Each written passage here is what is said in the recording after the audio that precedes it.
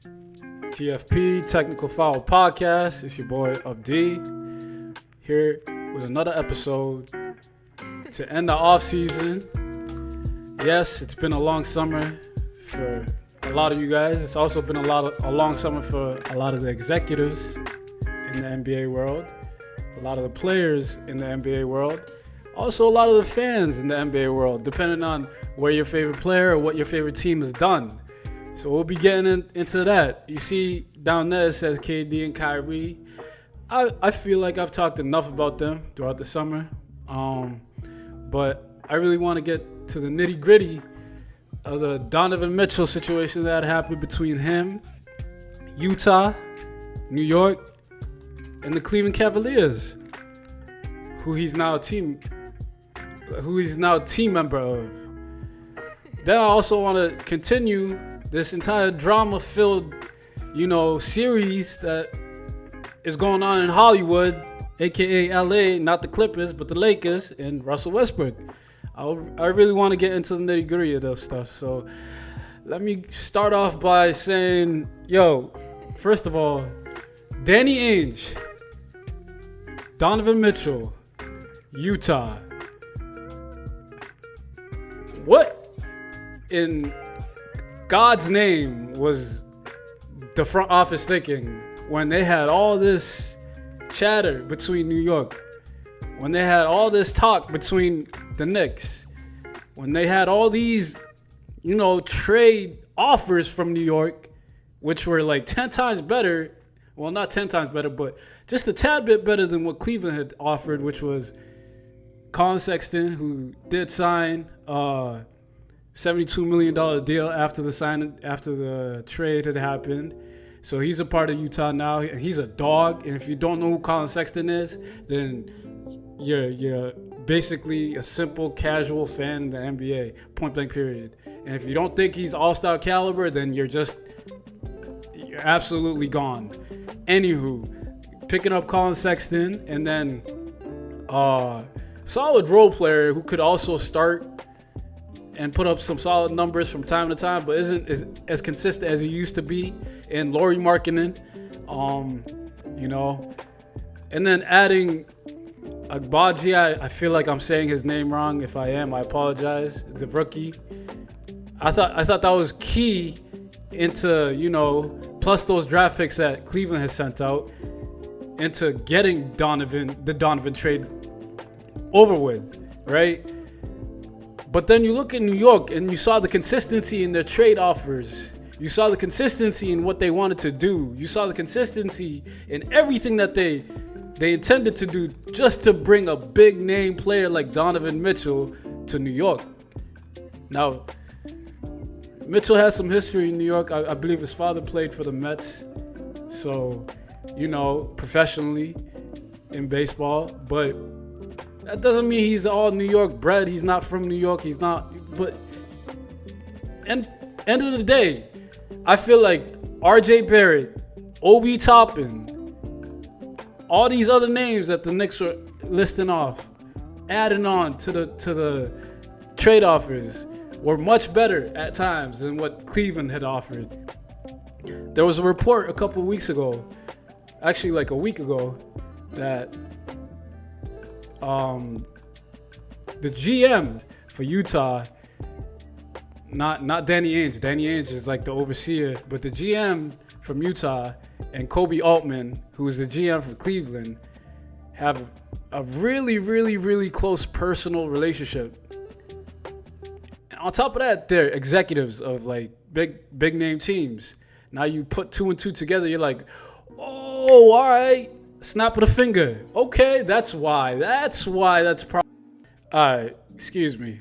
Anywho, it's not the reason why, but it's just a speculation. Kobe Altman has went above and beyond building this team from where they were when LeBron had left. Now to having one of the best young point guards in Darius Garland, and then one of the best young front core players, like we're talking two bigs in Evan Mobley and Jarrett Allen, who could shut down any other offense in the NBA. And then to bring in Donovan Mitchell is ridiculously, like, their title odds have probably just went through the roof. I could only imagine. You know, the East is officially what the West was 10 years ago. Quote me on that. The East is officially what the West was 15 years ago. Quote me on that too. We saw the West running the NBA. We saw the West when Kobe was around. We saw the West when Tim Duncan was around. We saw the West when Dirk and those guys and Kevin Garnett, even back to those days, were running the league. Now we got the Eastern Conference. Jimmy Butler. Names like that. Jason Tatum. Jaylen Brown. Now you add in top of the top elite. One of the best shooting guards in the game coming over to the East from the West. And Donovan Mitchell. East is back. KD and Kyrie still in New York. In Brooklyn. They're back. The East is what the West used to be. The West is still solid, don't get me wrong, but it's not what the East is now. So big ups to the Cleveland Cavaliers for pulling that trade. Kind of blew me away. I seen a lot of stories and reports saying, hey, like, Cleveland was out. They tried. They stepped out. Next thing you know, New York, RJ Barrett signs that huge $100 million deal. Then boom, Cleveland was like, okay, let's rub our hands here. Let's see what we can pull off. I know this guy. Let's talk. Let's talk like we know each other. And that's the beautiful thing about being in a business like that, especially having a close friend. But yeah, let me go on to the next topic, and I'm gonna keep this as short as I can. You know, LA, the Lakers, not the Clippers, are creating more controversy for themselves than they actually should be. I'm still confused about why people don't think Russell Westbrook is the Russell Westbrook of 2 years ago. I'm still confused about why people think that Russell Westbrook should be traded from a team that had their three best players not even play 50 plus games together. That's confusing to me. I'm still confused at why people are bashing their most consistent player on that squad last year on a consistent basis. It's baffling. It's absurd. It's ridiculous. It's every single bad name you could think of in the dictionary. And then to top that off, they said, hey, let's go make this trade with Utah because they're trying to rebuild. They're trying to do this. They're not trying to have certain players. These vets don't want to be in a rebuild situation. What did Rob Pelinka do? He went, let me call Danny Ainge real quick. Danny, yeah. Pat, is he available? Yeah. I want him. We want him. Give up THT, a young stud. A young guy who could be an all-star eventually for Pat Bev. And now you got the NBA world and the Lakers fans saying, hey, Pat Bev is here. We don't need Russ no more. We don't need him. We got everything we need now. We got everything we need. I'm so freaking confused. Yes, Pat is a great freaking role player. Pat is an amazing guy who could come off the bench whenever he wants and just do what the coaches ask him to do. Is he a guy who's going to get you 20 points a game, 10 assists a game, 11 rebounds, 12 rebounds a game? Nah. That guy's Russ. That guy's the guy that you guys are trying to bench. I'm so freaking confused and honestly, sometimes I ask myself, why am I listening and watching to some of these people talk? It's like they're forcing controversy. They have nothing else to talk about. Here, let's talk about Russell Westbrook. He had such a bad season. A bad season now is 20 plus or nearly 20 a game and nearly 10 assists. It's a terrible season now, right? Because that's what they're saying. So what they're saying is right.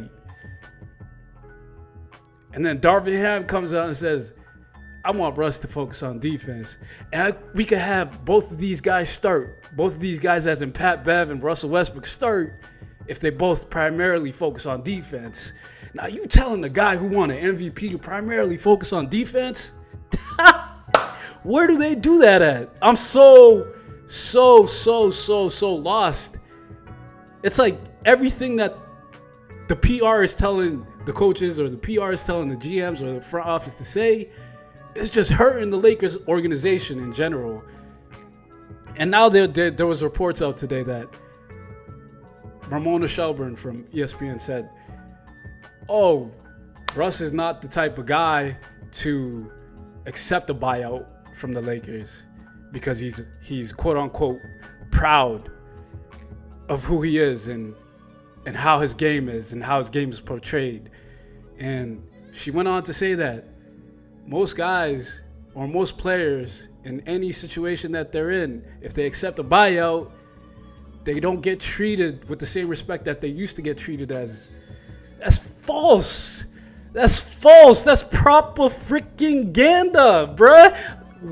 Look at John Wall. Look at that situation in Houston. He's over in LA, neighboring teams. No respect lost. And yes, Russ, big ups to him. If that's what he thinks, big ups to him. Why? Who else would accept a buyout when you're getting paid? When you're getting paid 30 plus mil a year. First of all, we talking contract. We talk about this guy's livelihood. We talk about his family's livelihood. And you say he's proud of not accepting a, and now it's more controversy around this specific player wearing purple and gold. Yo, like, if you guys just hear the things that is going on in the sports world and then the NBA world and just say, oh, let me RT this. Oh, let me like that too. Oh yeah, let me put my little 2 cents in here and sound stupid, because a lot of you guys sound stupid. Not just people from NBA Twitter, people from the NBA space and the internet, but a lot of reporters just make themselves sound stupid. A lot of dummy reporters out there that you guys actually think have valid information, and what they're saying is valid. It's valid because they have a little tag that says, oh, ESPN journalist, oh, Fox Sports journalist. Now what they're saying is actually meaningful and valuable. Yo, Lakers, just do homeboy a favor, trade him. Indiana, make it happen. End this BS. Have my boy go to Indiana, triple-double every game, if not every other game. Best fantasy basketball player of all time, Russell Westbrook. One of the best point guards of all time, Russell Westbrook. Y'all still bashing him. What day is it? 9/12/2022. September 12th, 2022. And Lakers fans are still bashing the wrong dude. Y'all bashing the wrong dude. And I'm going to end it on that note. But before I go, I want to leave on some real talk. You know, like, I think a lot of us in the world we live in are just so, like, boxed in and closed off from a lot of things that happen, and our minds go different places at different times, and we focus on different things at once, and you know, we sometimes lose what our actual focus should be. I think there's a lot of people in this world who who are very envious of, I'm talking to you, of what you do. You know, I'm just here to let you guys know that those people out there are not better than you. They're not better than you. And there's also people out there who actually truly freaking care about you. They truly give a damn about you. And they'll be right by your side no matter what.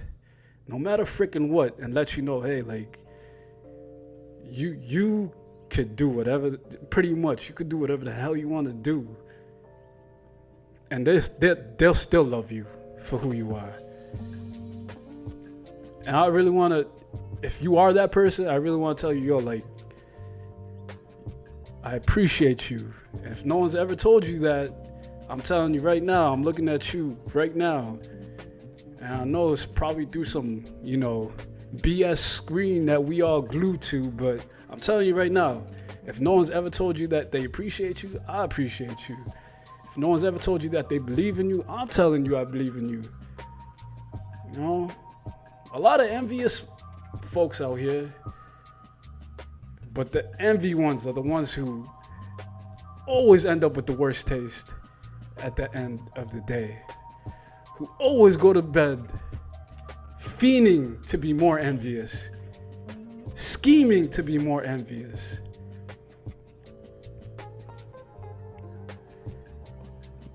You are great. You are wonderful. You are amazing. You will do amazing things in this life. Find someone in this world who's able to tell you that. If you don't, I'm here to tell you that. And I appreciate you guys from the bottom of my heart. Like, real talk, I haven't been doing what I used to do. And y'all still messing with me. Y'all still rocking with me. And I appreciate that. I appreciate that.